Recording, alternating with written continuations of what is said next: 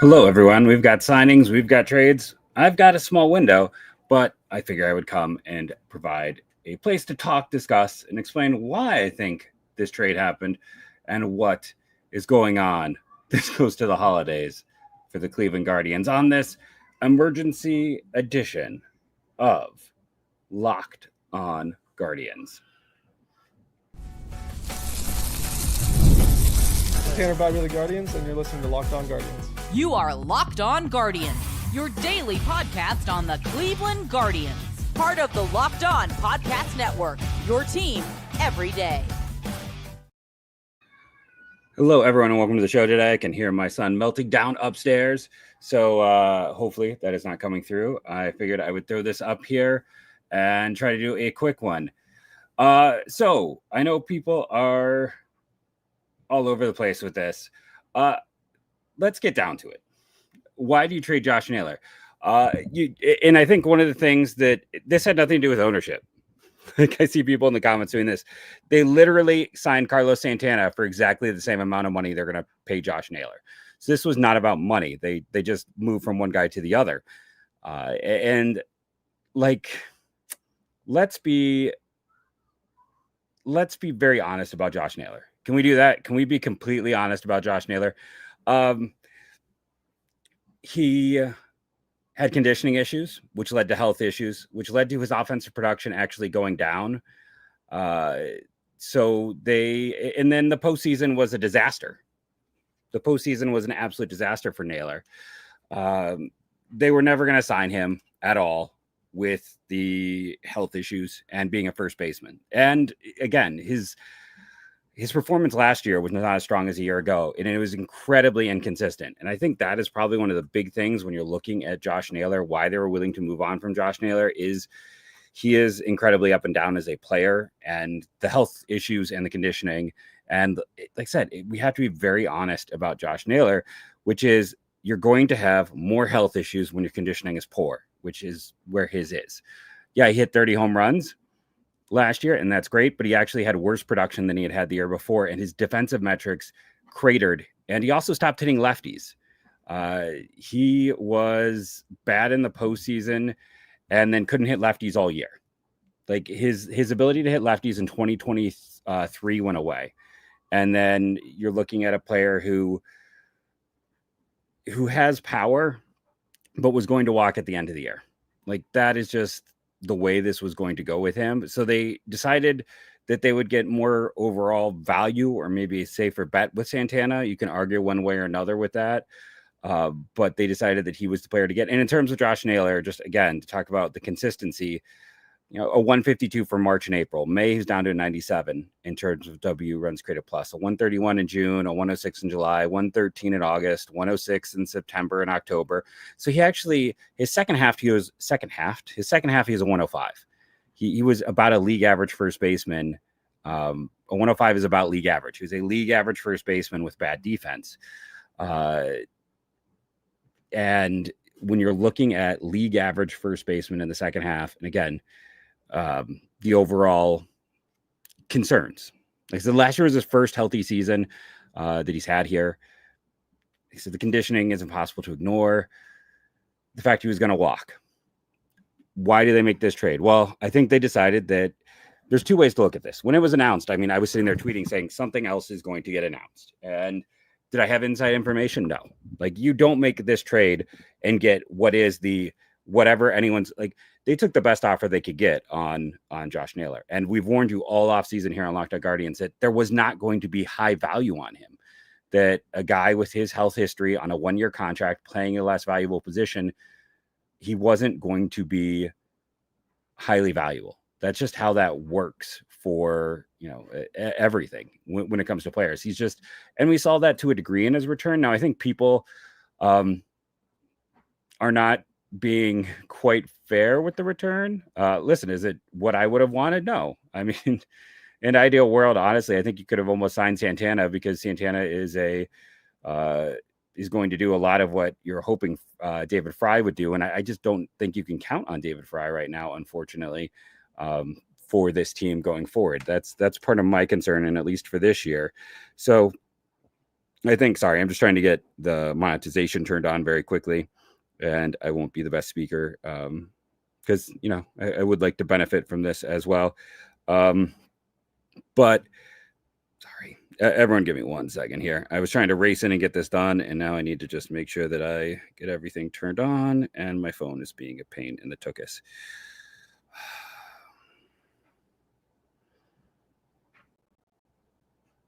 Okay, let's see if I do this. And it's not doing what it needs to do. I guess I'll just have to fight with this for a second. But to get back to the initial thought, well, then you can. Yeah.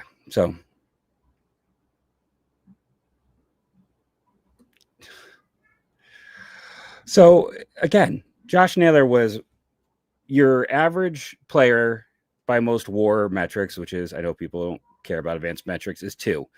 He was a 2.3. By baseball reference, he's a 1.5. He is a bad defensive first baseman with health issues, conditioning issues, and prone to some up and down play. And in the second half, like I said, he was a league average player for half the year. That's not going to net you much. They got a comp B pick, which is what it is. It's kind of interesting because Arizona is going to have a ton of picks after getting Walker. They added a first rounder. I don't think they could have gotten more. They took the best they could get. This felt like the best they get. And the thing with Slade Chacone was he was basically a first rounder a few years ago. He's a comp A pick. And he is a player that, like, have we learned nothing? I mean, maybe it's because I've been doing this for so long where I'm just kind of like, come on, people, like, you need to know that you can't just judge a player based on stats, especially minor league stats. You can't scout a stat line. You can't scout a player's numbers. And I joke about this because the funny thing about this is that, I mean, all these complaints, not to say he's the same guy as Corey Kluber, but this is all the same stuff that was said about Corey Kluber when they made that trade, when he had an ERA of 4.5 in AA. Slade Chacone, by advanced metrics, rates really, really well. The numbers aren't grand right now, but the Guardians love extension. He already has control. That's the problem that that they struggle to help players with. When they have control, that's often something that they're not as good about teaching. So extension and control are things they target. Now they're good at helping guys find another gear. Arizona, in addition, not been great at development. So you're targeting an arm who is viewed as a first round talent, who's moved up through the minors, who metrics like stuff plus and location plus rate as above average. There's a chance for a steal here. And I think Slade Chacone is the centerpiece of this trade. I think the comp B pick is nice. And I see a lot of people kind of reporting it like the draft pick first. I don't think that's the case. I think this is much like when they made the Clevenger deal and everyone wanted to report that deal as, as Cal Quantrill and Josh Naylor. I'm like, I think it's actually Arias and Cantillo.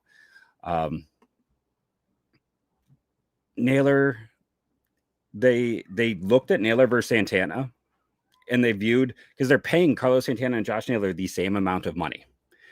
By metrics, last year, Carlos Santana provided more value because he's a Gold Glove first baseman. Naylor's below average, and they had similar runs created plus. Josh Naylor gets in. Josh Naylor hit more home runs. Carlos Santana gets on base more. So to them, they looked at these two players and viewed Santana having more value in 2025. When they decided that he had more value, they signed him for the exact amount of money Josh Naylor would get. And then they traded Naylor for what they could get, with, again, I think Slade Chacone being the centerpiece. Ignore 20 games of data and know, like, we've talked about this a lot on the podcast. One of those things, teams aren't trading for FIP. They're not trading for ERA. They're trading for, especially in a guy who's probably going to start the year in AAA. They're trading for traits. They're trading for what a guy can do, and they're trading for what they can fix. They're trading for what they can do with that player. And, if you want to complain about cheapness, fine. If you want to complain about trading fan favorites, fine. The one thing that you're going to be wrong about is this team and pitching evaluation, especially more advanced pitchers. The one thing that they have done better than anyone else is targeting guys in double and AAA that are undervalued by other orgs. So I'm going to sit there and just point that out. Like, you can be mad about a lot of things, but I'm going to trust them over you when it comes to evaluating pitching. And then the more I dig on Chacone, the more I'm like, this guy has some stuff. Carlos Santana just had one of the best years of his career. He was one of the guys who, like, this hurts the Twins too. That's the other funny thing about this. Yeah, I think David's right here. He's fun. Josh Naylor is a ton of fun. You had to love the emotion and everything else with him. But at the same time, there's reasons why. He's 37. Let's stop. Listen, dude, I'm in my 40s. We're not adding extra years to anyone at this point. I'm not going to make anyone older. Josh Naylor was, but here's the thing again, Nunzio. Santana and Naylor value-wise were very similar, like offensively. Like Naylor had a 118 WRC plus. Santana's was maybe 116. I might be wrong, but then Santana brings all of the defensive value. That, like, Naylor was pretty strongly below value, below average defender, and Santana was one of the best, 114. So Naylor was better offensively, so it's a slight hiccup. Like, if you're complaining about defense a week ago, you should be happy now. They made a massive improvement. I thought he was 37. Did I have that wrong? I could be wrong. 30. Oh, I got it wrong. He'll be 39 in April. Either way, it's not like he had a high BABIP last year. It's not like he has, and players with his profile, it's like Jim Thome, right? Like Jim Thome maintained a level of production forever. When you have a strong eye, that's the last thing to go. He was not even close to league average. Go look at his DRS. Go look at his outs above average. Every single stat had him well below average. He didn't have one stat this past year. In the past, he was closer to average, but this year he cratered. His DRS was terrible. And maybe his outs above average was closer to normal. I mean, his range was a 0, but its range at first base was close to average. So his outs above average is okay, but outs above average doesn't really work at first base. You look at his defensive runs, some of that other stuff. Like Naylor was not good by defensive runs.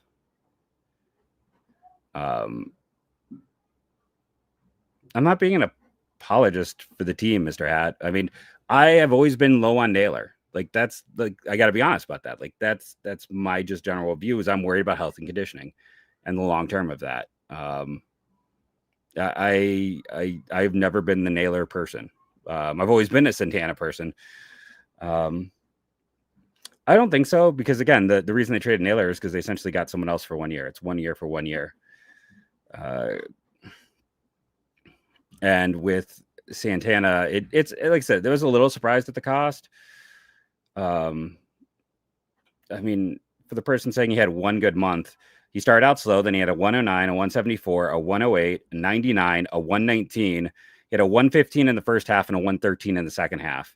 So, like, this just isn't true. He had a lot of good months. Josh Naylor had a bigger split. He was like, if I were to go back to his splits, like, one could argue that is one of the reasons Cleveland might have looked at this, was that with some of the concerns about Naylor in the second half, with being just a 105 after a 128 and Santana being more even over the course of the year. I get why people are mad. I think this is also part of it. I think that Santana is more willing to share the position. Again, he played every day and had a 115. That's not a weak side platoon. I hate to break it to you. Like, if you want to be mad, but like, he was an everyday player for the Twins. And last year, let me pull up the exact specifics. He was a 104 I'm sorry. Let's see. Santana was a 96 versus righties, a 161 versus lefties. Again, they need more, they need more left-handed bats, guys, but Santana's a switch hitter. He's fine against both sides. He was a 96 against right-hand pitching. That is league average. So this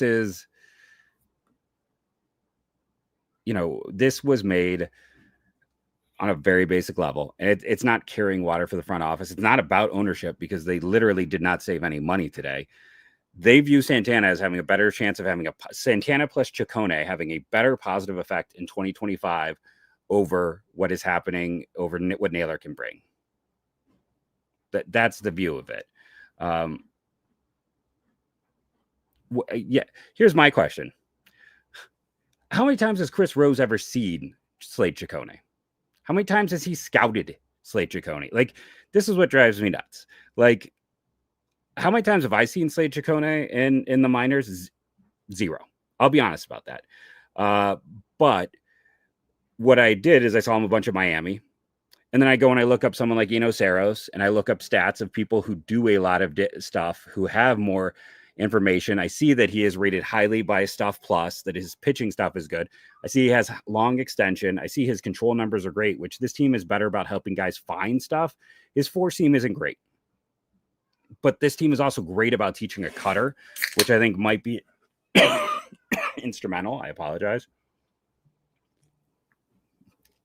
To this. And I think that, when you're looking at, sorry, I lost my train of thought with that cough there. But I think when you're looking at this, they view Santana as an improvement. Santana and Chacone as an improvement. And again, I think I would go and use people who actually scout this stuff. And that's great, Chris. But like, did you see him once? Did you see him multiple times? Like, there's points where if it's just based on when you see him, like, then maybe that's the only reason the Guardians traded for Luis Ortiz. Like, I've said, you got to see stuff. There's more to it. And this is a guy whose metrics don't match his performance. And that's the guy you want to go for. You want to go for someone who is metrics don't match performance, who you have the ability to improve, that you see positive traits for, that has command, and you're better at the other aspects. Like, and again, none of us are as good as this organization is at scouting pitching. That's where I give them the benefit of the doubt. Like, if you want to be mad about them giving up power, I get that.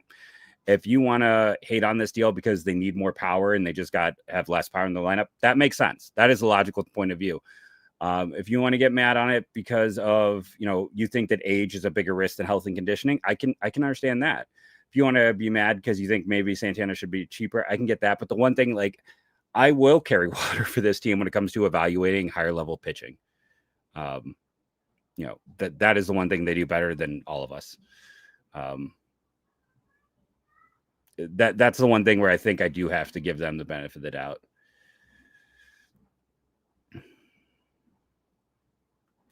I get this too. I think with David Fry also being a concern, I think they want some stability overall.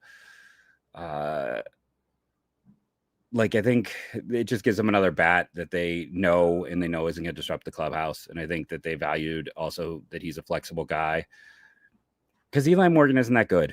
Like, to say it, like, they got an interesting prospect because Eli Morgan is a guy who was going to start the year in AAA. He wasn't going to make this team. But is the lineup significantly worse? Again, Santana and Naylor had the same overall production, essentially, a 114 versus a 118. If you look at adding Juan Brito over what Jimenez did a year ago, if Brito can be a league average bat at second base and Santana does what he did a year ago, which may not happen, but even Slate, even if Santana is, just a little above league average, the lineup is actually better in terms of metrics, because Jimenez was a bad offensive player last year. He was awful.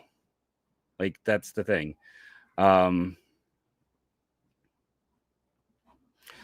So this has come up a few times. Steve Matz is not their type of guy at all. I'll say that. I think like, when you look at Steve Matz, he has terrible extension and he makes too much. Fetty has great extension. Like, this is something that we noticed on the podcast, that they're targeting big extension guys. I was texting with Justin about this. It's like, I mean, could you do a Welbin Francisco and a Parker Messick? Is that an overpay? Is that an underpay? Like, what could you do? Fetty makes sense, but I'll say this other thing. It's not going to happen because we've heard about it. Like, no one heard about Scott Barlow before they traded for him. I never heard any connection to Lane Thomas, no connection to Alex Cobb.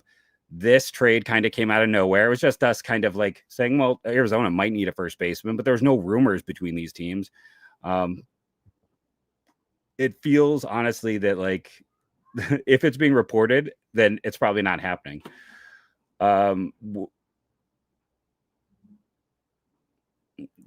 won't I get mad? You'd have to be more specific, but instead I'm just going to ban you because I don't really need to put up with crap.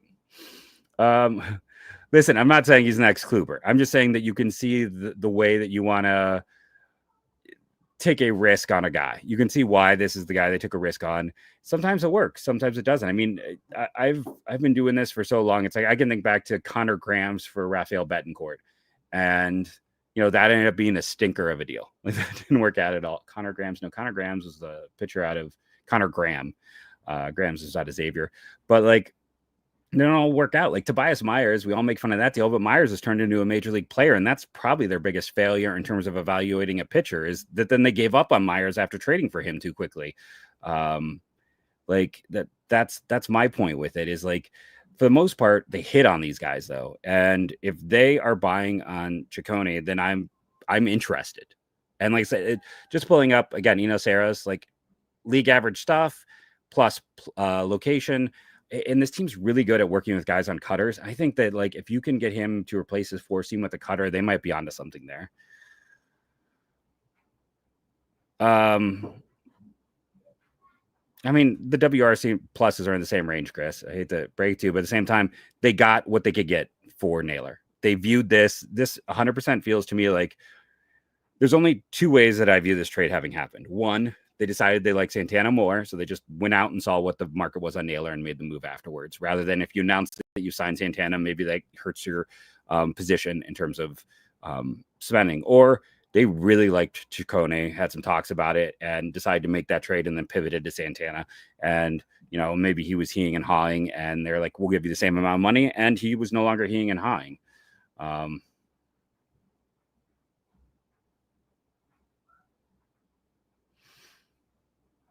The offense, guys, is better on paper right now because Jimenez was so bad last year. Like it doesn't take much to improve when a guy was 20% below league average. He did look good in the playoffs.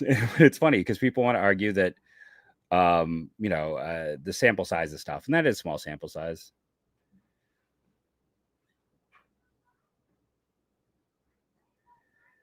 He is a more complete player, Ryan. Okay, maybe not better. But Naylor also has 2 years of descending data, has health issues that Santana doesn't have. It's you had to pick who you're going to take for a year. And I don't even know if I would have made this decision they made, if I'm being honest. I don't know if I would have done this at the same cost. Like if Santana was cheaper, then maybe I would have, like when I talked about this on the podcast, I was like, oh, if you can get Santana for 6 or 8, I think I'd rather have Santana for 6 or 8 rather than 12 for Naylor. But at 12 and 12, I don't know. Like, I don't know if I make the same deal, but for them, they thought that this was an equal trade.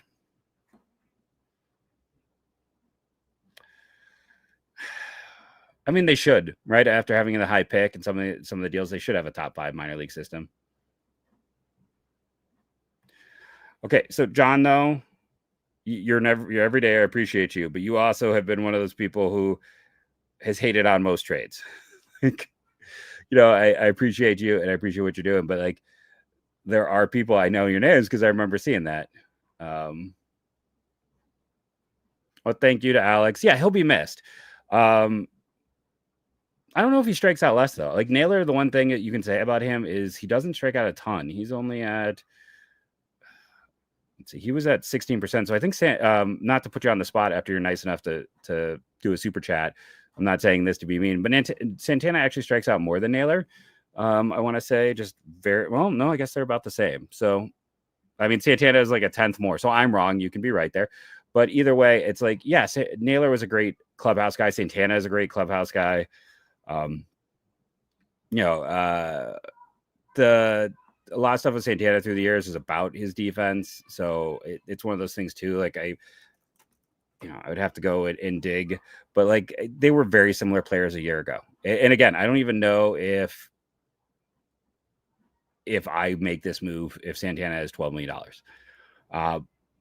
But I am not them, very obviously. And I think that, when you're looking at the whole scheme of this, to them, Chacone plus Santana plus the comp pick was more valuable than Naylor.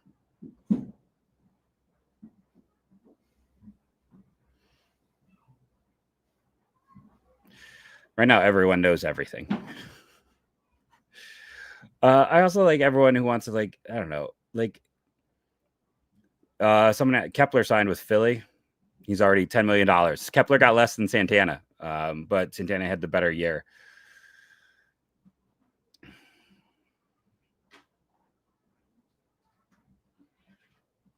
Yeah, I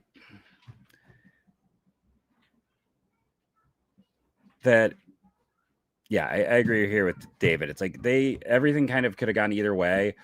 And the interesting thing is, like, let's be kind. I'm a teacher by day. Chris and Ryan, let's be kind. I don't want to do anything. You guys both seem like just passionate people. Let's be kind. But I think that, like, there is some overpumping.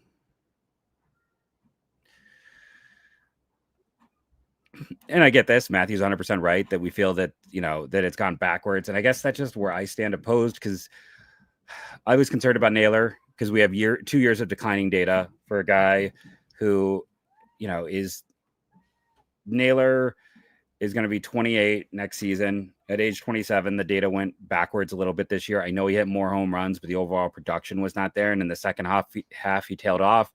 And there's some talk he was playing through injury. I don't know if that's true or not, but he was a league average first baseman in the second half. And I think, again, if Santana was making less, I would be all for this. I don't know. It's hard to say right now how it is. I just don't think you can safely say one way or another, honestly, that Santana for Naylor makes the team better or worse right now. I think you can debate it. I think that's part of the fun of it, but I don't think you can make one way or another say that, like, they are 100% worse. And, you can talk about performance in prior years, and that's fair. But I think you also have to take what you had last year and look at how those players performed, and also knowing that Santana made some swing changes after he was traded in 2023 to Seattle and really took off, that he had some scuffling there, and that he was a player who made changes and is not the same guy he was. So if you're looking at overall productionary data, that, you can teach an old hitter new tricks, apparently, because Santana did change his swing and approach a bit. And that is one of those things that, pops up. I get this. I think they feel pretty good about who they have there. And I think they feel good about Santana. And I'm sure there was a degree of, I don't know if they run things by Jose, but I'm sure they alerted him. And I'm sure he came up with Carlos. There's things like that. I agree with Jordan. This is the most active since they signed Swisher or Edwin. I will say, though, like, this is their MO. When they do strike, it's either like do it around Christmas, do some December moves, or like nothing till after January. Oh, good call here by Jice. So this is something that I have not thought of, and he's 100% right. They need someone who can walk. Like, this lineup needed more patience a year ago. They need someone who's a little more passive, honestly. And I don't know how I completely blanked on this. They went out and got the king of passivity, for good or bad, but they needed a little more balance. Now, the downside of this is they gave up power, and they definitely don't have an easy way to get power. Listen, you said a better lineup, dude. I'm just saying the lineup is probably going to be better, and RBIs matter, or RBIs are more about who hits in front of you than your overall performance. Like, an RBI is just about who's in front of you, because if no one's on base, you can hit 50 home runs and just have 50 RBIs. Like, I've had that discussion. George is 100% right. Take it out on me. Don't take it out on your families. And here's the thing. I don't want to tell you how to feel. I want to explain why I feel my way, and you can disagree with me all you want, and I could be wrong. I often am. I think that I get this from a very basic level of this team needs power, and they traded away, arguably their number 2 power hitter. Maybe they feel that Manzardo can step into that. I know people are saying, like, well, who hits 5th? I think it's Santana, and it might move. It might be Santana. It might be Manzardo, depending on, lefty versus righty. I think it's some of that. Yeah, I agree with this. I don't see 30 happening again. Yeah, and this is kind of my whole take, is what Redding has here, or Aaron Redding has, that they could be similar. No, I don't think you put him in the rotation right away. I think he's a guy you want to develop and work with. I I think again he is a traits guy, and he is someone that they identified for his traits. He was a first round pick. He was a highly valued player. Sorry, when you're solo show, it's easy to get parched. And I think you put him in AAA and you're trying to work with him. Like I said, maybe work on a cutter, trying to work on another pitch. I'm going to go look at his Savant page real quick, just to see what his pitch mix is. His four-seamer is not great. That's kind of the problem right now. His secondary pitches are probably better than that four-seamer that he has. He's slider change. That's why I wonder, too, like this organization's been really good about introducing cutters. And I wonder if you can introduce a cutter, give him that cut fastball, if maybe they think that that could be a huge change for him as a player, because his four-seamer has some velocity, but it's kind of a, I don't know, it's not a great pitch. It's always been more velocity than location or movement. And I think that's one of the issues here. So if you can get him to get that cutter, I think you've got a chance at a starter. If not, I think there's a very good chance at a very strong reliever here. There's a lot of positives. I guess I don't get the reference, JK. Let's be kind, people. The overall depth in the upper minor should be better. I think it's going to be Naylor didn't want to DH at all. I think Manzardo is going to get some time at first base because he's the future, but I think Santana is going to get the lion's share of the reps there. Good. Hey, everyday RB Skrills here. I think I'm so behind in the chat that I can't even see if people are being mean to each other now. So please stop being mean. It's close to the holidays. If you don't want to agree with me, that's fine, but let's not be mean to each other. Stealing the spotlight from Ohio State. Yes. Yeah, and that's the big thing. This team did need more of it. Like I said, they don't matter, but again, it's about good hitters. And RBI doesn't necessarily make you a good hitter. You do get more if you're a good hitter, but like it's about the environment you're put in. Like if John Kenzie Noel is hitting cleanup and you have Mookie Betts and Jose Ramirez, and Ohtani in front of him, well, maybe not Ohtani, maybe go for someone with less power. He will have more RBIs than if you put Mookie Betts in cleanup and put 3 John Kenzie Noels in front of him. Like that's why it's not a valuable evaluative stat, because the better hitter won't perform better. He'll perform better in the same environment, but that's why you do stats that are kind of neutral. It's not a neutrality stat. It's heavily influenced by who hits in front of you. Like I said, a worse hitter will have more RBIs because he has 3 guys in front of him who are much stronger hitters. So that's why RBIs don't matter. Like they're fun to look at, but they're not predictive at all in the slightest. It does set them up. Like that's the thing. Like I don't know, I was talking to some people who have some connections to the org who like don't love Rosario, but they're like, well, he's a high ceiling guy. That they might be adding pieces. And again, I think that the big thing here is using these extra picks and flyer. I think it's towards, I wouldn't look at, this offseason. It might be towards the deadline. I think they're setting themselves up to have depth to trade at the deadline. Last 2 years of declining data. That's why that's here, Ryan. It's 2 years of declining data.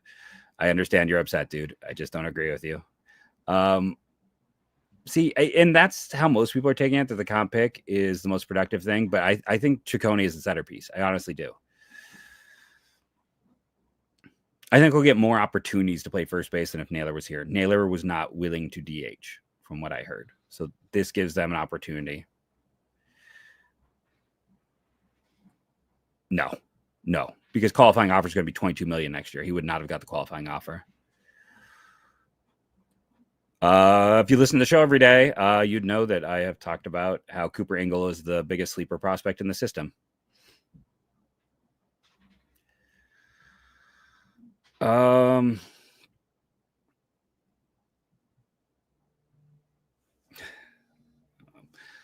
Let's see. Just kind of going through again. I get why people feel a lot. It's like 2 of the identities of this org have been traded. And for me, it's 2 guys where like I'm content, and that's where like we're gonna have to agree to disagree, because I looked at the Naylor situation with the second half performance, with the conditioning, with the previous health, and with him being a free agent, where like I was ready to move on. I have been. Like, I've been quoted on this podcast saying, like, if you can get Carlos Santana for 6 or 8, or if you can trade for Yandy, like, I do it in a heartbeat. Just because I have concerns about Naylor's continuing A, health, and B, performance. And when you look at the Jimenez side of it, like, you know, they're passionate guys, which makes them even more well-loved. So I get all the frustration, but for me, I just didn't have a lot of hope for either of these guys having, because that, like, I think Jimenez is going to stay like the best defender on the planet, but offensively, I don't know if he's ever going to get back to average. Naylor, I think he's going to have health issues for the rest of his career. And, you know, I think that there is concerns about like how much he's going to play as he goes into his 30s. Like, excuse me, like Prince Fielder was done by like 31, right? And I know you're saying that like, well, next year is only 28, but those concerns just existed for me. So if you disagree, I get it, but nope, they don't have catching that's super ready. And they're hoping Bo's going to rebound. We've talked about it a few times in the show. I think a lot of our more realistic options were gone. I mean, with some of the added pitching, I would still love to talk to the Red Sox about Weiler or Abreu in right field. I know that, but they won't do that. Let's be honest, because, you know, we're probably, unless something like really comes together and then get someone cheaper in free agency or prices come down, we're probably going to have, you know, a platoon in the outfield, because they're hoping that that DeLauder is going to be ready to go. They don't want to block people.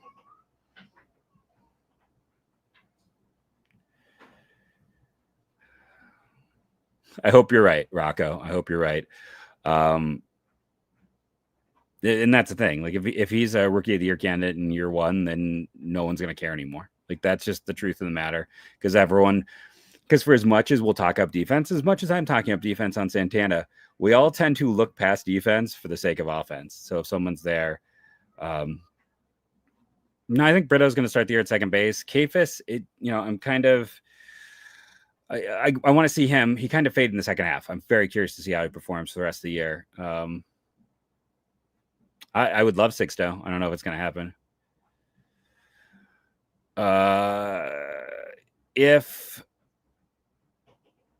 I'm going to try to jump onto the Zoom conference tomorrow and see what they say. If you can go and listen to our podcast from, I think it was Monday, where, you know, we played from being at the Zoom conference after they made the Jimenez deal. They claim that they're still flexible and still looking for things, and clearly they were. So this is here now. But yeah, I'm curious to kind of see how this, if there's more room.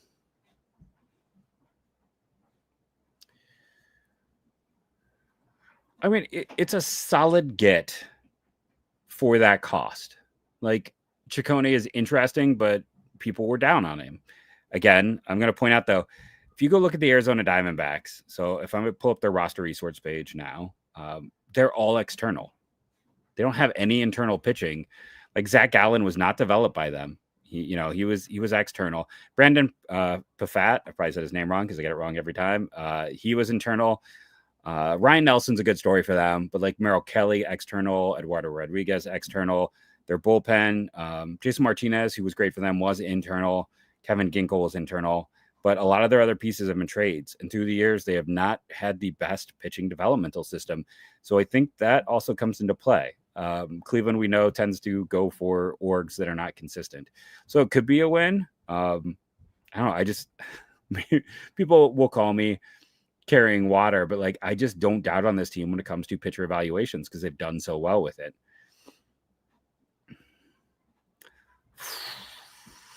That's a great question, Chris. I think it's going to be a lot of, it's going to depend on righty versus lefty. Like, I'd have to sit down and write it out, and I'm not going to sit here and spend the next 5 minutes not talking and doing that, just because that's really boring podcasting and or streaming. But I think that's kind of, I'd have to look at. The one thing, like, I know Ryan, you're a great everydayer. We disagree on that. That's fine. And again, everyone has their own right to feel their emotions. If Naylor is a favorite, or if you're like, hey, this team needs power, I get it. And we can agree to disagree. That's fine. And you might be right and I might be wrong. And then you can sing the I Told You So song, and that'll be fine. It happens all the time for me. But I hope Ryan isn't taken. He's still here and not mad at me. But when, we look at these different takes on it and how it goes, the lineup is going to be very much a fluid situation, I think, right now. I think right now it's a great question about the rotation. Bybee, and then I don't know, probably Williams. And you're looking at Ortiz, and then Lively, and we'll have to see who, like, the fifth spot right now. I don't think Slade's in the running, mate. I don't know. I don't know how long they can teach him a cutter, but, like, again, I think Slade is more developmental guy. Another one of these super chats. So I always jump to those. Sorry, guys. If someone super chats, I go to them. No, they're not retooling. Because, again, if this was a retool, they wouldn't have signed Santana for $12 million. They would just let Manzardo and Noel handle those two positions, and ran someone out in the outfield, Brennan or whoever, until the ladder was ready. It's not a retool. To them, they view as Naylor, Santana giving them as good of a chance, if not better. Yes, he has many options. He was a 2020 draftee, I want to say. I just have a Savant page up, so I don't have 2020. He's had 2 years in the bigs. He's full of options. We don't have to worry about that.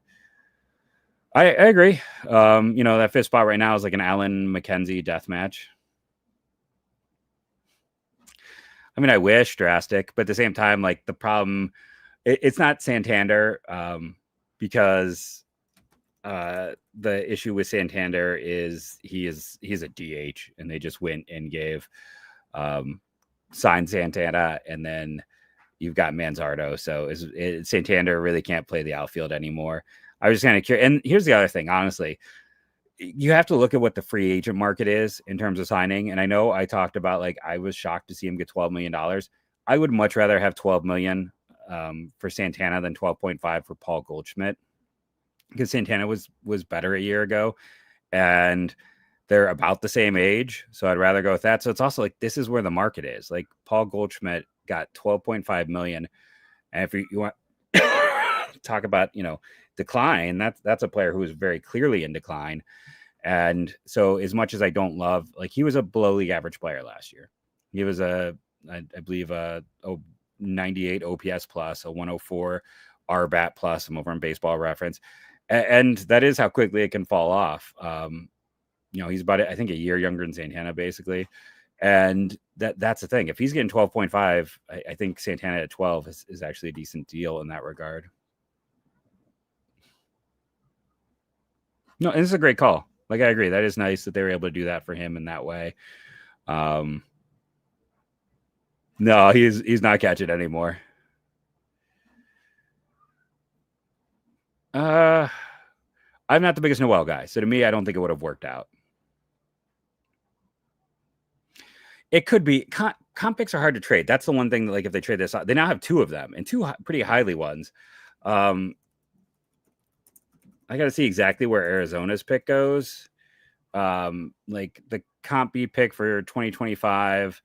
Here it is. So the D-backs pick is the 3rd. So it goes Guardians, Royals, D-backs.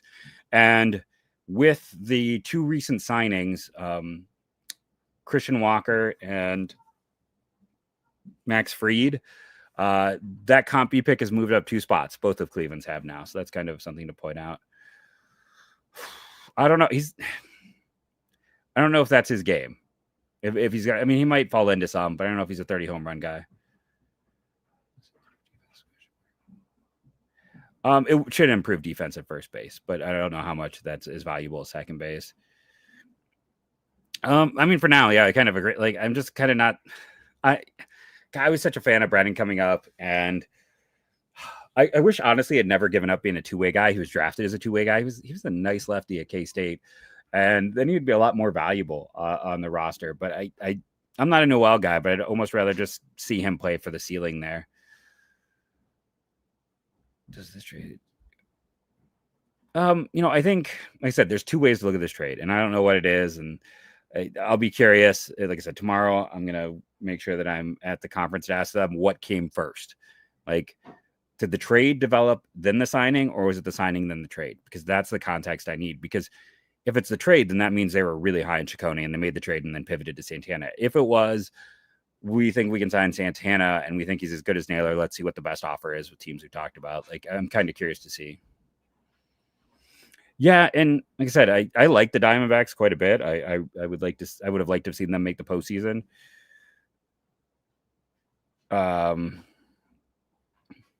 And when I look at that, I think that their development is just not as strong.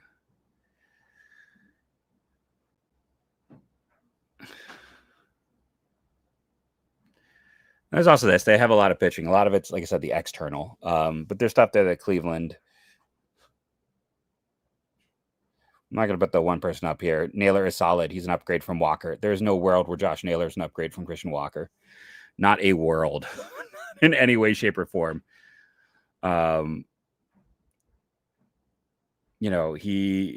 Walker is maybe the best defensive first baseman in baseball, and he's a better power hitter. That's interesting because he's someone who's been very high on them before. But I don't know. I'd have to go look at the specifics. I think it's going to be mostly internal. I know it's not what people want to hear, but I think we're going to see a lot of Brito and Delauder this year.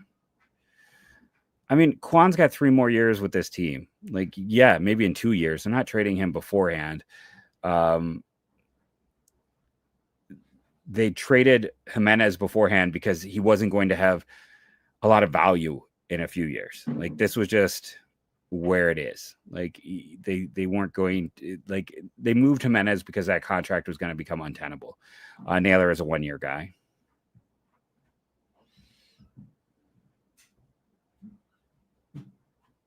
That's a good point. Yeah, some teams need lefties. Cleveland probably needs the other one more.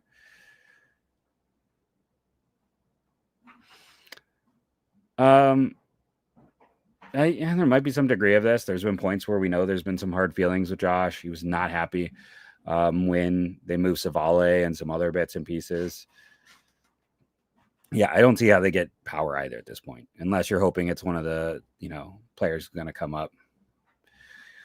How good a prospect would a comp B pick get us this year? Well, if you look at last year, it's right before the 3rd round. So that was like Joey Oakey, Josh Hartle, who they just got. Like, this is kind of the Josh Hartle value. Josh Hartle is kind of a comp B value. They're not getting Mats. That is Mats is not their type.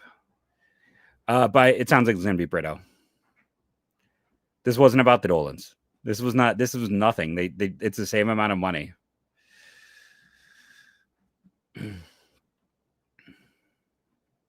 Yeah, this is my issue with Kafis is that he could not hit velocity a year ago.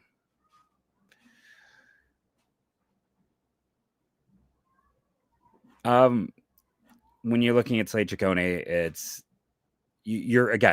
you're counting on this team helping him probably learn to cut fastball or help him improve the shape of his 4-seam because his 4-seam is terrible.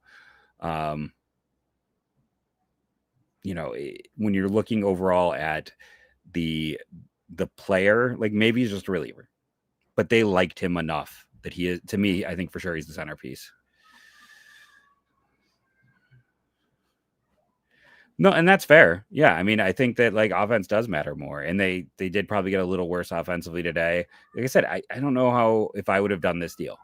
I'm just trying to explain why it happened. Because Santana was better than Goldschmidt a year ago.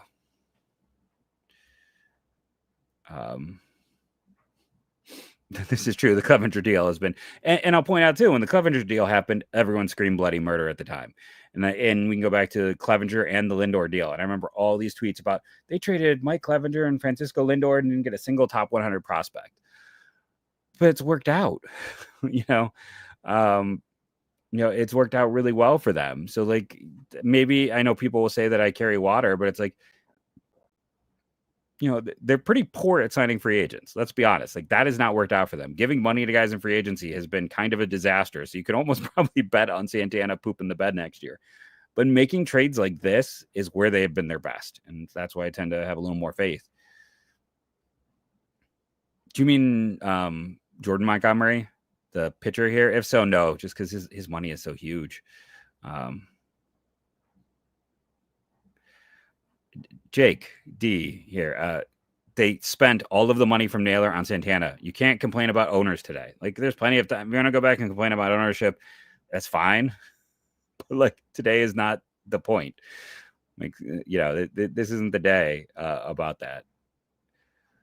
I mean, were they really? Because they got lucky to not get swept in the ALCS. So it feels very disingenuous because I feel like a lot of people who make comments like this now are the same people back in the ALCS saying we should just blow it up because it's not going to happen. Like, maybe you're not interested, but I'm seeing a lot of people who do kind of have that point of view. And it's like, you have to, Naylor wasn't going to be here in a year, and they decided this is worth it. Like I said, I'm not sure. It might feel like, oh, I'm 100%. Like, and I'm not the biggest Naylor supporter, but there's a big risk going both ways in this deal because of Naylor's health and conditioning and because of Santana's age with them signing him to replace him.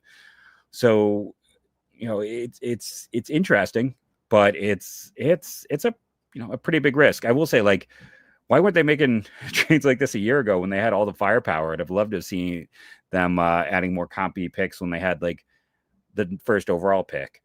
No, he is not Cotton forever. I don't have a good one here for you. I don't know who's the batting equivalent of Slade Chacone. Well, it's also like, I mean, if Bieber comes back and is solid, I wouldn't feel bad for Jose. People, like, he knows. I mean, everyone's making this. You guys realize, like, Jose is friends with Santana as well. It's someone he knows. Like, Josh Naylor was going to leave in a year anyways. And they, again, this trade, the Jimenez deal, Alex Cobb got $16 million. They needed pitching. They found a way to go out and get pitching. When it comes to the Naylor situation, they literally moved that money to Santana. So in their view, he was more valuable. Like, that's what that comes down to. I think that's for now the plan. And he hit them in a small sample. It was not, I feel like, consistent, but I could be wrong there, Owen. But I think him and Santana are just, every day going to play those two positions. There might be, once Fry is healthy, some more platooning, but like, I wouldn't count on Fry before August.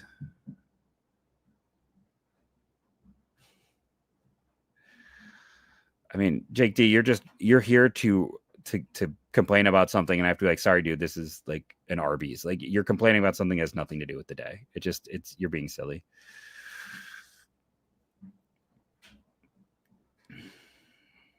The draft pick does increase the comp rule. Yeah, this is the thing. Like, he was hurt again this year, and then he just played through it. We were told at one point that he was playing through an injury, and he just can't stay healthy. Like, why am I a little more down on Naylor? It's like he has been, in his whole career, he has never been healthy. And, he once stabbed a teammate, but that's a story for another day. It happened in the minors. I think they were playing like that. Like, he was joking around with someone and accidentally stabbed a teammate when he was in A-ball. That's just a fun Josh Naylor story. But yeah, his inability to stay healthy is a big concern for me, and I'm sure it's a big concern for Cleveland.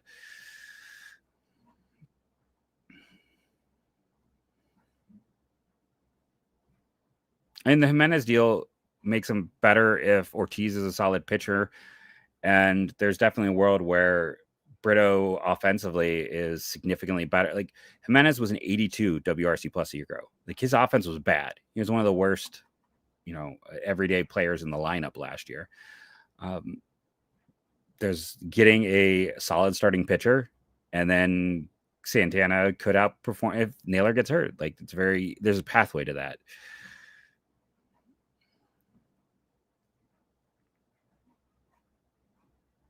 Of course it has. I've got like my little mini eggnog machine over here, ornament.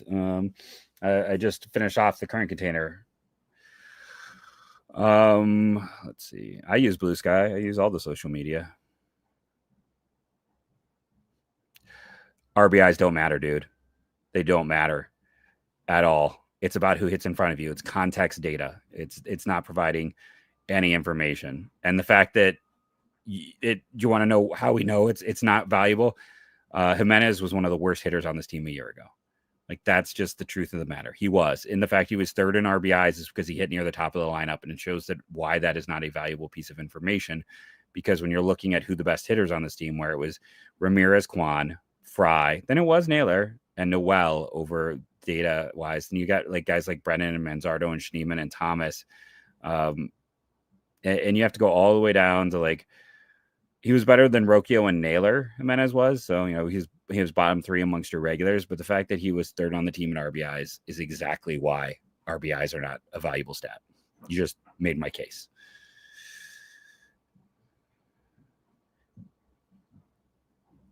The Matt stuff doesn't make any sense at all. I'm just gonna he doesn't fit at all what they do, what they like, their salary. See, and again, people often come in here and are like, I heard or I read. It's like, if you're reading and hearing it, then you're probably not true, right? Like, we never know. No one knew they were willing to trade Jimenez until he was traded. No one knew their interest in Lane Thomas or Scott Barlow or Alex Cobb or, there was, I guess, minor rumblings with Santana, but like, no one knew anything. So if it's being reported, then there's probably no chance they're getting either of those St. Louis arms. When I look at this team right now, I would love them to go for those St. Louis arms. Fetty in particular, Matt's I pass. But if St. Louis is really all about trying to save money and trying to cut down on some of the payroll stuff, and they're willing to do prospects, like, you have added prospects, go out and make a deal, trade 2 or 3 guys for that year of Fetty. I know this team hates rentals, but go make that move, especially so your rotation's a little more stabilized before Bieber comes back. And just be can't think of the word I want now, but be willing to dive in, right? Be willing to pounce on someone if there's someone who's out there too long. Like, the free agent market's weird. I never would have thought Santana got 12 million, and I never would have thought Goldschmidt got 12.5. He's not. This is the business of the game. They weren't going to play together forever. He's probably sad, but I don't think he's pissed. This was the expectation. This was not. I've gone back and forth on Polanco. I think just let Brito go for now. Again, they didn't cut any money. If you want to complain, that's the front office here. The people who have the axe to grind, it's just funny to me. It's like they they actually added more salary today than they lost, because they're going to have to pay Chacone to be on their 40-man roster. So everyone who's complaining about, the cheap they added money today, and you're still like, they're cheap. It's the weirdest thing to me. Your axe to grind is silly. I don't know if it's going to make up for the power, but I mean, Jimenez offensively is not hard to replace. Let's be honest with that. What he has done these last 2 years is not hard to replace. Right now, no. But if they can teach him a cut fastball or work on his fastball shape, potentially yes.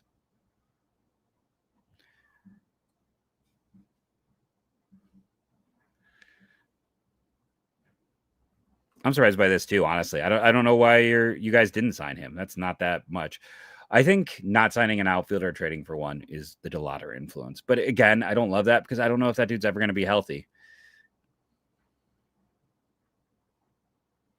I mean, I honestly kind of lean this way, which maybe I shouldn't say if Chacone ends up being something special. But right now, I probably lean that way. But I understand the why. The one thing about trading Lane Thomas is who plays then. When you trade Josh Naylor, you went out and signed Santana. You've got Noel, who's got history at first. You have Manzardo. If you trade Leighton Thomas, you don't have who's your fallback?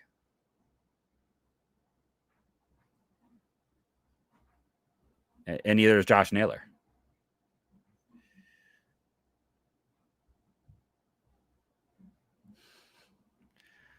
I mean, you had to go out and make a trade. He wasn't going to stay.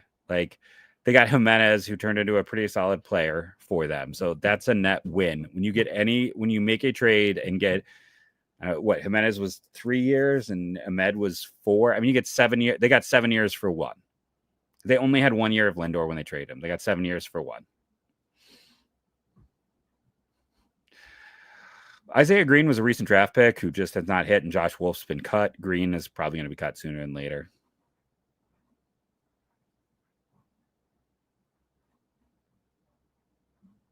I thought I saw the opposite, that he never sold his house.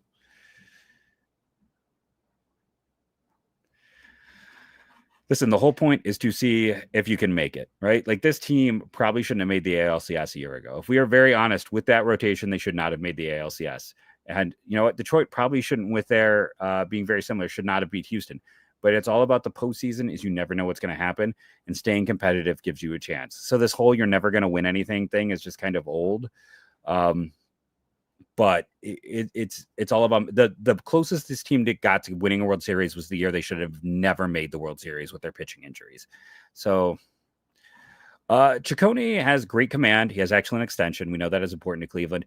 His four-seam fastball is not great. I'm hoping they can teach him a cutter. There's some nice secondary stuff. He is definitely a Guardians type of arm.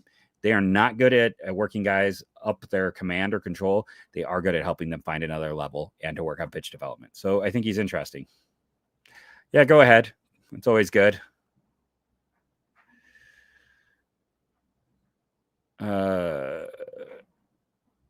This is true. It's all a lotto. There are no surefire bets of prospects. You can go back to 2 years ago where I did a series of why every single top 100 prospect that never worked out for Cleveland, why they failed, and what happened. I saw 12, not 14.2. So I think it's 12 million he was going to make, and that's why they gave Santana 12 million.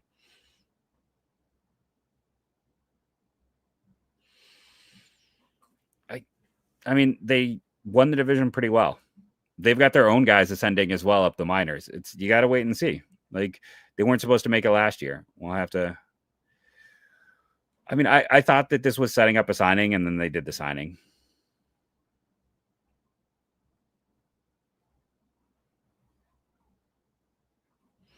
This is where I kind of am. Like, you know, this team has been one of the most productive. And I know people will get mad about that because they want more, but it's like, it has been on as good of a run in baseball as any team can be on. You know, I would love them to spend more, but the economics are like, you know, Travis Hotchek did a great piece about like who, you know, what are the Scrooge index, and like Cleveland's middle of the pack about in terms of their spending, what they get, and what I had someone in our comments be like, they made 400 million. I'm like, A, you have no way of knowing that, and B, that's not what any of the data anywhere else has. Like, you know, you got to kind of look at the situation and know, like, they're never going to spend more. I would love them to spend more, but like, even with new ownership, this isn't going to change. Like, they're going to be a bottom payroll situation, and the fact that they're successful as they are with that is a credit to the front office. So yeah, I do believe in the front office. I do trust them because they do more with less than I think anyone does in baseball. I don't think you make too much out of winter ball. Like, I want to, but I don't think it's gonna be much. Yeah, that's the other thing. Like, I don't know, part of me loves just Santana coming back. I think it's still gonna be Juan Brito.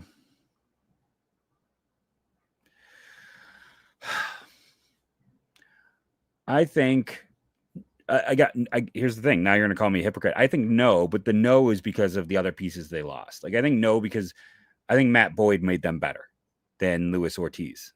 I think no, because Naylor versus Santana is probably best case a wash. I think no, because second base defense is a little underrated and Juan Brito is not good there. Now, are they drastically worse? No. I think they're a little worse, mostly because Matt Boyd pitched really well from them. I mean, we'll be doing backflips in the street. I just don't see it. I'd rather get Ryan Weathers than Luzardo. And, you know, I don't know. Polanco scares me a little. Then who catches? Like, this whole keeping brothers together, it's fine. Brothers, you can split them up. I mean, it's sometimes helpful. I don't know, that maybe that's part of it. Like, I know at points in this organization, like they've felt the need to split people up, and maybe they felt like there's value in that. I don't think so, because they don't have the depth.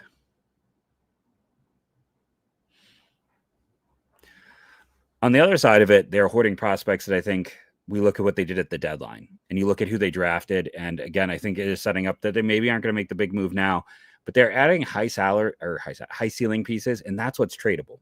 The problem for a lot of years with this organization in general is the Brian Rocchios, right? Like, I saw someone say he should be on the hot seat. Well, I mean, I kind of agree. I don't know if I trust Rocchio at shortstop yet, but Rocchio doesn't have a ton of trade value because what's your best case? He's a 55 player. Like, but you need to have ceiling teams. That's why, like, the Padres make all the trades they have and why they draft like they have, because they don't care if those guys hit or not, because a high ceiling high school player is going to retain trade value longer. And their Padres are never planning any of these guys to hit the big leagues with them. They are flipping them for the proven players, which is an interesting approach. And sometimes it could definitely blow up in their face. But I think they're loading up to allow them to do more.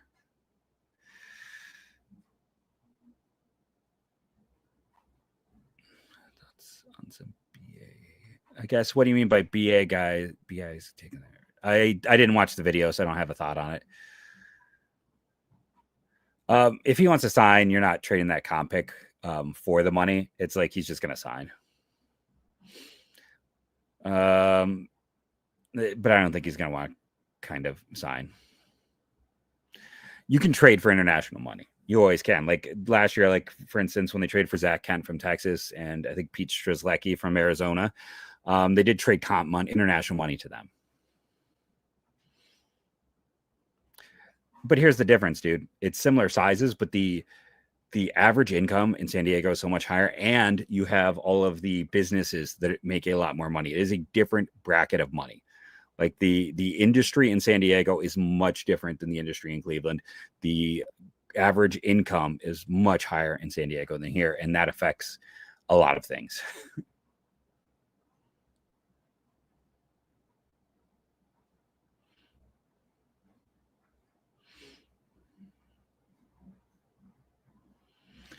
Well, Naylor is jumping around. When he left the Marlins, there were some rumors at the time. There was nothing when he came to San Diego, and I really hadn't heard anything negative here about him. I think he's a high energy dude. I think there are a few people he has rubbed the wrong way over the years because of that energy. I feel like I see a little of my own ADD in him, and sometimes we can be annoying people. I'm not saying that's true. I'm not diagnosing it from a distance. But I think that in this particular situation, I don't think you have to worry about either of those guys that, in terms of personality or negativity. See, the thing I'll say with Jimenez, I don't know, Jimenez was a surprise to me, but they traded from depth. First base trade from depth. I don't know where the depth is at this point to trade, unless it's a bullpen trade, unless they can find a way, especially because, I think Chacone has mostly been used as starter, and I think there is a world where you work with him on the pitches that are successful, and you kind of have that command and control he has that he could play out. His stuff could play up naturally in the pen. So there is that. This is interesting. I guess I didn't see as much with the body language. Yeah, this is kind of what it boils down to me as well. It's what Kevin's saying here. It's that like if you're going to get mad about money dumps, get mad during the Jimenez deal, but like this isn't the deal to get mad about money dumps. I don't think he's getting DFA'd. And there's no reason to. He's making $2 million. They kept 99 all last year. I've seen if he could figure it out. It's a situation where they're going to give him an opportunity. And then I think if it doesn't work out and he's not in that rotation to start the year, then that's a really bad sign, because they're going to give him every opportunity to do that. And then after that, you move him to a bullpen long role, like what Ben Lively was supposed to be. And then if he doesn't have it this year, he does get DFA'd at the end of the season. I kind of like why they're Abreu's power. I just don't think they're going to go do it. I think they're hoping that the Lauder is going to maintain healthiness. I'm willing to donate my foot. It's had to support a lot of weight over the years, but I did have some soccer injuries back in the day, so I don't know if it's any good. Yeah, but everyone kind of could have hit better in the playoffs. Even Rocchio had a great postseason, couldn't hit when anyone was on base. It just felt like it was kind of everyone. Yeah, this is kind of it. Like it stinks, but I side with this front office. I think they do a good job in that, we've seen them pretty consistently trade guys at the right moment. You don't want to be trading them too late. You don't want to get to that situation where you're not getting anything in return or where you're kind of stuck. Yeah, and Bybee, by the way, was a control guy who was sitting low 90s when they got him. Good slider, solid secondary work. Like they really worked with him. Doug Nikhazy this past year. So Nikhazy was, from what I was told, resistant to changes. He was very resistant to changes until this past year. And you might notice a huge change in him when he was like, okay, that what isn't working, I guess what has always. So, if they feel like they can teach Chacone something, I do think, I know people are gonna be like, you are implying a lot here that you can't back up, and that's fair. But I don't know. Like I said, the fastball is not great, but he is the type of clay they love to get, and they are successful with. Strong disagree, dude. I think J Ram is fantastic. No, J Ram's top 3 player at his position.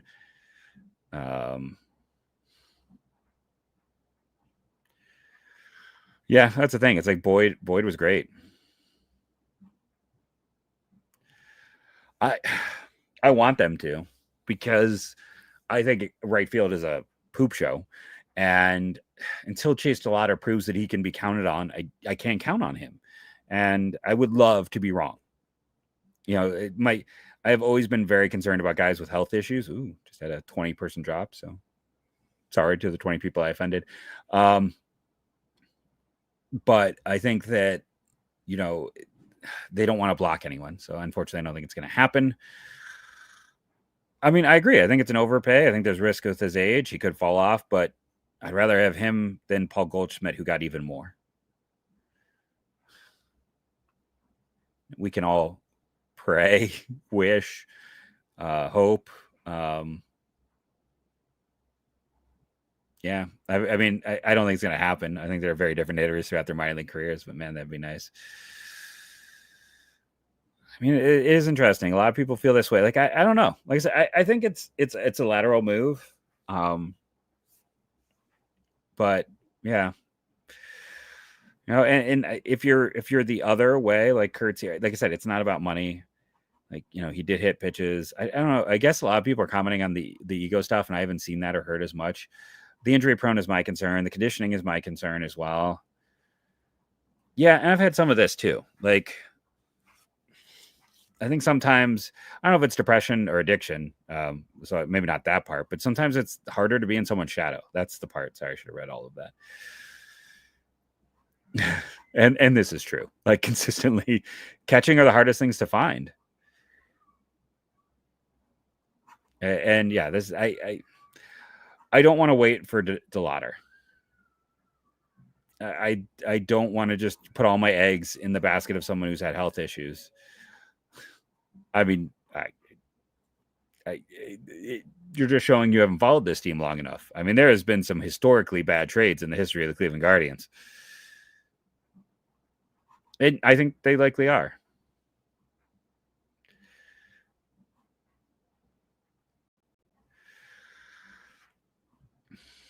No, I agree with you. I don't think there was any mental health issues. I think he was playing through an injury, if I'm being honest. I think he was playing through an injury.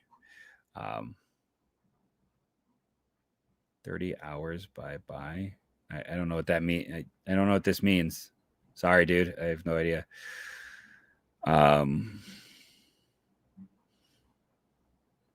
Thanks. I just like to explain the neurodivergent stuff because, like, it's very easy for me to get distracted or struggle with my pronunciations. Then people like to act like it's because I don't know something.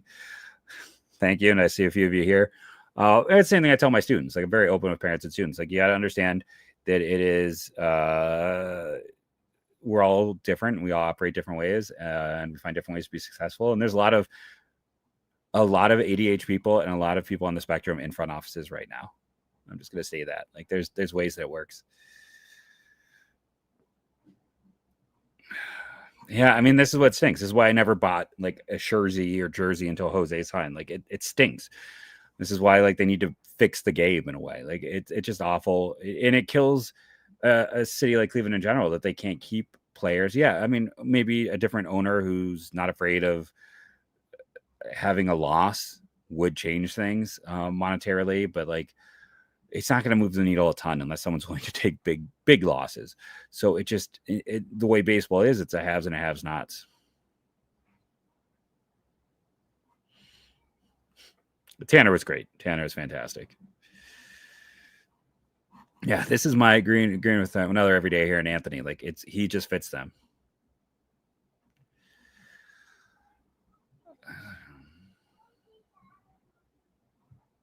Hope you're right. I still think he's got to prove himself a little more. I don't think he's going to just get put right on. It'd just be such a waste of his athletic ability.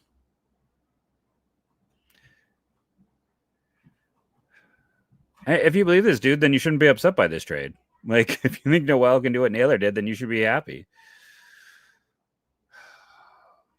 Nolan Jones incident. Maybe someone can explain this to me. I don't know what this is about. Yeah, that's what I was thinking. Like, Jones was a fall off. Well, thank you for coming, Scott. I appreciate everyone who showed up. I didn't expect to get over 300 people. This is a great point by Anthony. You're going to be right more often than not.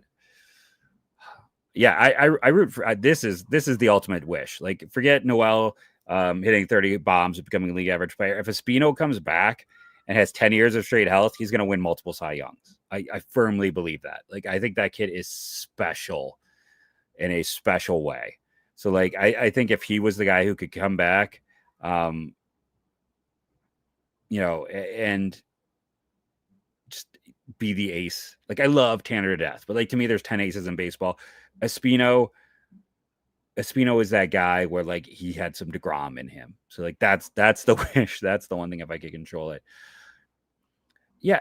But here's the thing, DJ. Did you look at Nolan Jones this year? And I would recommend checking out our podcast because I feel like you probably don't. But here on Locked On Guardians, it's like he had a great year. He had an unsustainable batting average of balls put in play. We called it and said he was going to come back to earth. We called it and said Will Benson was going to come back to earth. We kind of called it and said Jimenez was going to come back, but we were thinking he'd go from like a 140 to a 110, like just be solidly above average, not solidly below average.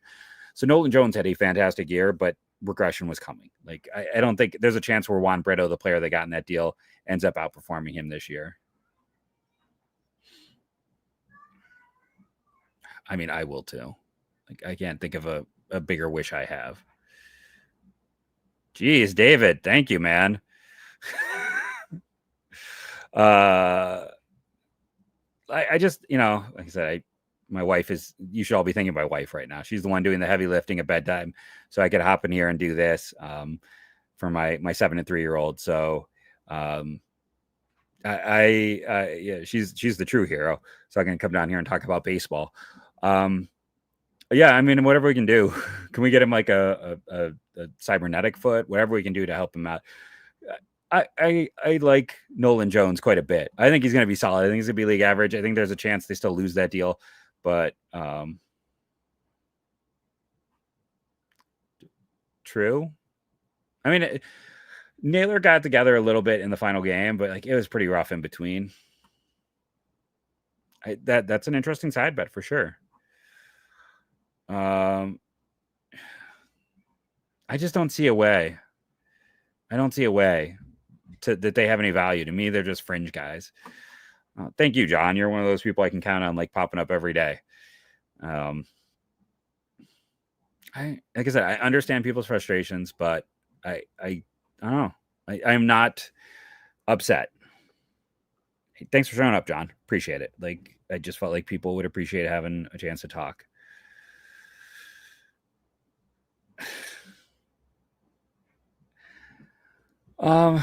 Because these are fan favorites, and I understand I'm probably ticking people off, and I apologize because everyone's entitled to their own view, but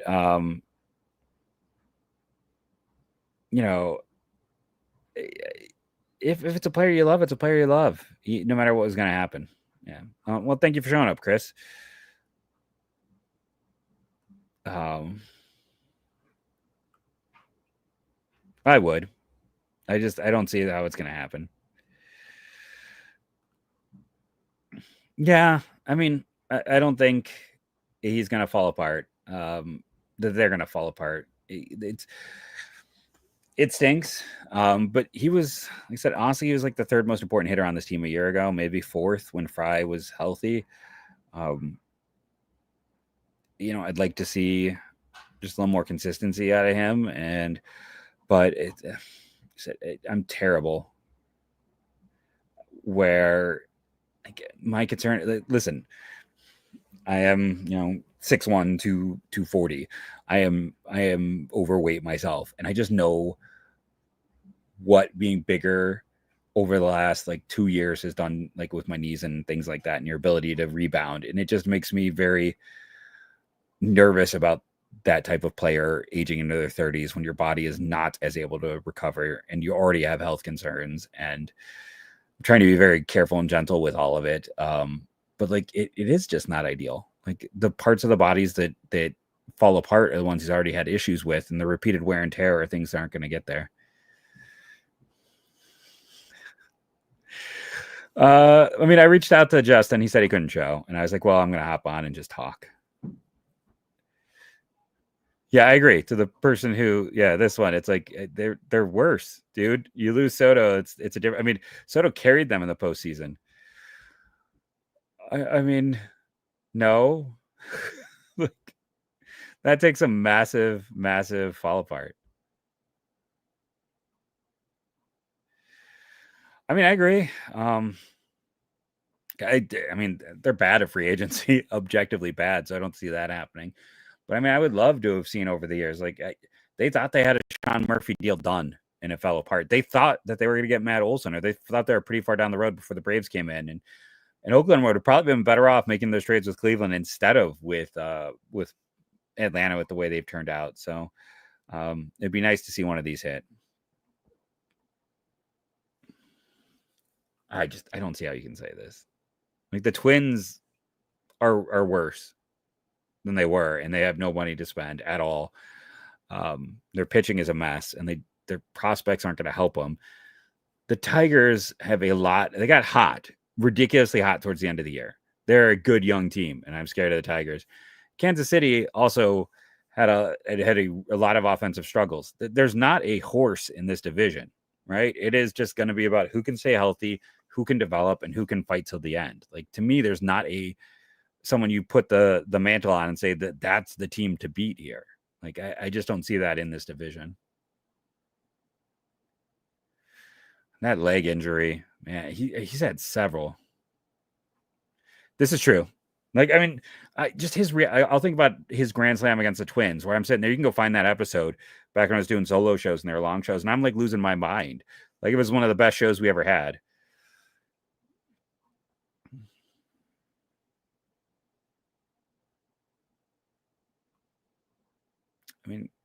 That still probably gets you in the postseason.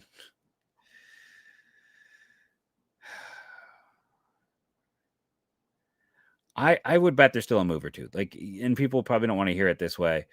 But like, there's probably going to be someone they bring in off the street who comes in and makes an impact, because they seem to do it every year. Yeah, I agree. Like, Soto is the only guy outside of Stanton. And like, I'll go back to that last game. Bybee missed. Like, he missed his pitch. He was not going to throw infield in the zone to him. He was a mistake. And like, Goldschmidt isn't great. I'd rather have Santana than Goldschmidt. Trying to think of their other maneuvers and things. It's like, I don't know. That Yankees offense does not look very good to me. Yeah, less power too. People forget just how good Prince Fielder was. Like, I'm just gonna take this minute and be like, go look up Prince Fielder. Like, Josh Naylor was at best Prince Fielder light, and that's not to knock Naylor as much as say Prince Fielder was really dang good. He's not hurt though. It's not about rehab. It's all mental with him. Like, he wasn't hurt last year. If he was, his velocity would have been down.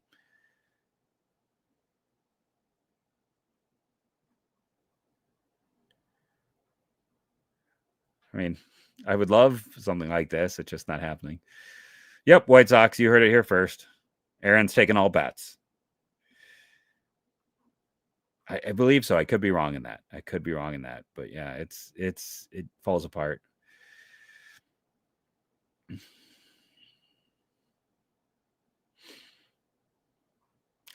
He was like, it stinks that he fell apart. I mean, dude's never done that in his career. He has never taken care of himself. Like it's not going to happen. I didn't love it either. I think he got a little too over managing. Yes, there's huge works to do in front. I feel like there is, but clearly they don't give a darn. So, like, let's also be honest. The optics aren't great. And I don't know. I also get a little annoyed at some of the fans out there who are trying to use this moment to clout chase, and like, and make a big deal out of all this stuff. And it's like, I mean, I understand why you could be upset, but like, let's not make all of this about you.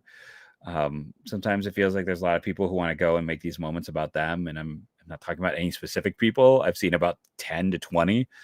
And it just from the outside, I'm like, these moments aren't about me at all. I'm just here to talk about it, to explain my view and kind of go back and forth on it. But honestly, though, much like how it's best if your surgeon is a sociopath, because if things go wrong, there's no emotional investment. They're going to keep doing what they need to do. And how, there's things like that. In some respect, you want your front office to have some of that, not carrying that sociopathic nature where it's like, they're not caring about the optics. All they're caring about is winning. And again, like, you can say what you want to say about Cleveland, but no one does more with less than that front office. And the scariest thing to me about new ownership is the thought that they might change any part of it. Hopefully that will not be, because I think everyone, I see a lot of people who want to make grand statements about it, but like, I think the front office does a great job. Prince Fielder was just underappreciated. Yeah, this sucks too. Like that, this is the tragedy of the day. Man, Henderson was just special, absolutely special player.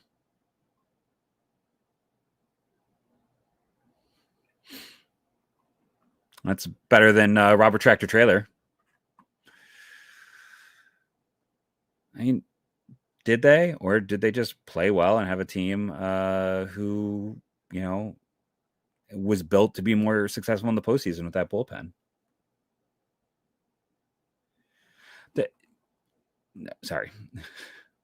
They can't trade Lane because they don't have depth. They traded Naylor because they've got depth at first base. They traded Jimenez because they have depth at second. They don't have depth in the outfield, so they can't trade Lane.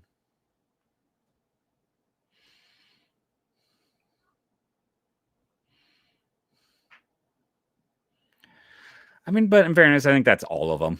Like, it's all fan bases. I lived in New York for a while. I live in Milwaukee now.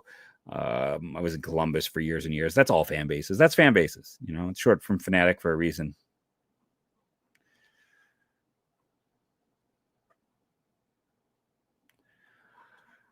I mean, I've said it before. Ownership is not great here. Now, is it the worst? No, we're not even close. We don't even have probably a bottom 7 or even bottom 10 owner. Probably, bottom 12 or 13th. But like, it could be so much worse in terms of guys who overly meddle, owners who are terrible human beings, owners who do an even worse job when it comes to reinvesting in the product. But the front office here does a fantastic job. I don't think there's any way around that. And I think I finally got to the end of the feed of comments, and I should probably at least attempt to go help out with bedtime here. So big shout outs to Alex, Mark, and David. Thank you for the super chats. That's amazing. What did I just do? I think I just hit something. So I'm sorry, David, if I did something weird, but I should probably, that's a Pirates owner. Not ideal. There's a lot of bad owners. You could have the White Sox owner. I wouldn't mind Kansas City's owner, but yeah, thanks for joining me again. Sorry if I offended anyone. Sorry if you're upset, because I wasn't like as hurt by this. We always knew it was a possibility. I don't know if they are better today, but it's interesting, right? Like, it is an interesting day to be a Guardians fan. That is for sure. This is a situation where they, this team needs power. They traded power, and then they brought back. I don't know if Santana counts as a fan favorite. I feel like his whole time here was me trying to defend him against his haters, but and maybe that's part of my problem today. Maybe that's my bias, is like Carlos Santana is probably one of my 5 favorite players in my life. So anytime he comes back, I'm happy. But, I think they made an interesting move. It was not about money. It was not about ownership. and it's a situation where they view it as their best opportunity to be successful. Tomorrow, I'm going to join the press conference, and I do plan to ask what came first, the trade or the signing. I know it's weird, but I've had to defend loss for a lot of years. I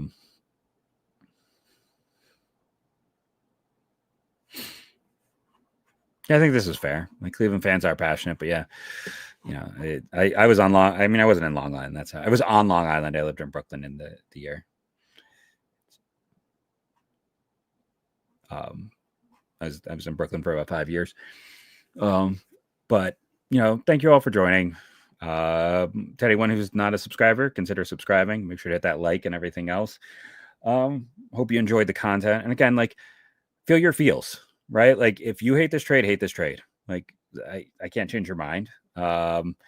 It's a situation where feel how you're going to feel. I want to explain why they did it, which hopefully in this last 90 minutes I was able to do to some degree. But, thank you all for joining me tonight. I hope you have a fantastic holiday. I would flip around and show the Christmas tree, but like, it's kind of a mess over in parts of the basement right now. But yeah, I mean, I'll say have a great, hey, Andrew, hate this trade. Like, I'm trying to explain the why. I said, I don't even know if I, from a purely statistical point of view, think that they're better today. Like, if I just turn off all of it and go in that way, I'm not sure if they're better or not. Like, it's probably a bigger risk. But feel your feels. Thank you for joining us. Whatever your holiday you do or do not celebrate, I hope you're having just a great week. For me, it's Christmas, so I'll say Merry Christmas. But whatever you have or don't have, I hope you have a great week no matter what. To all my fellow neurodivergent people, I hope you enjoyed my spaciness. I'm trying to, now you see why it's so important to have Justin here on the show with me to help keep me in line. But thank you all, and have a fantastic time, and go Guardians go.